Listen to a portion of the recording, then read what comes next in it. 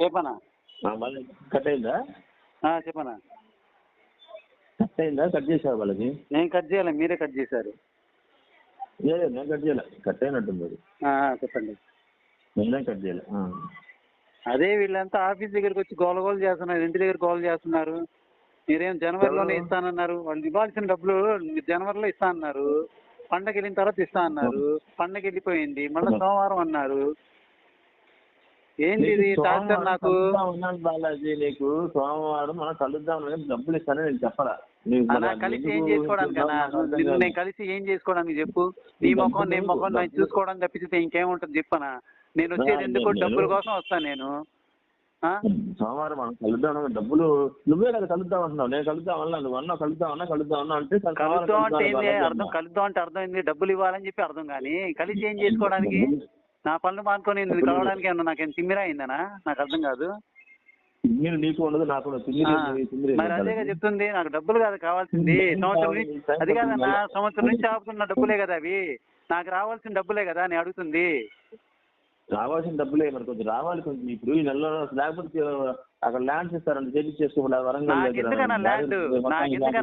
నేనే ల్యాండ్ కొనుక్కొని ఇక్కడ అడ్వాన్స్ ఇచ్చున్నాను, 2 లక్షలు ఇచ్చున్నాను. ఆ ల్యాండ్ సంగతి ఏంది మరి? అదంతా నాకు అనవసరం కదనా, అదంతా నాకు అనవసరమైన మాట కదా. నువ్వు మళ్ళీ అదే మాట చెప్పిన పాఠమే చెప్తూ ఉంటావు, నాకు అర్థం కాదు. ఎందుకు మాటలు చెప్తూ ఉంటావు నాకు అర్థం కదా. నాకంతా అనవసరం కదా అది. సంవత్సరం నుంచి ఆపుతున్నావు, ఇదిగో ఇస్తా అని చెప్పేసి. ఎంత ఓపికతో తిరగాలి నేను? నాకు అర్థం కావట్లేదు. ఇవ్వాల్సిన వడ్డీ అదే అట్లా కదనా, ఇవ్వాల్సిన వడ్డీ కూడా ఆపేసి సంవత్సరం నుంచి నేను పక్కనకి ఎంతకాలం నుంచి నేను ఇవ్వాలి డబ్బులు? వడ్డీలు అంటే అసలు ఇచ్చేసుకొని వెళ్ళిపోతే నీకు ఇచ్చాను కదా, ఈ నెల క్లియర్ అయిపోయింది అది.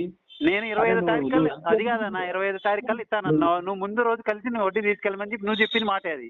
నా దగ్గర రికార్డ్స్ ఉన్నాయి, నా దగ్గర రికార్డ్స్ ఉన్నాయి. నన్ను మాట్లాడిన ప్రతి మాట నా దగ్గర రికార్డ్స్ ఉన్నాయి. అది నీకు పెడతాను చూడు. అది కాదు అంటే అప్పుడు చెప్పు. నేను పెడతాను, నా దగ్గర ఉన్నాయి. నేను అటు ఇటుగా మాట్లాడడం నాకు చేత కాదు. వంక టింకర్గా మాట్లాడే మాటలు నాకు చేతనే కావాలి. అట్లా నేను మాట్లాడే మాటలే నాకు చేత కావు.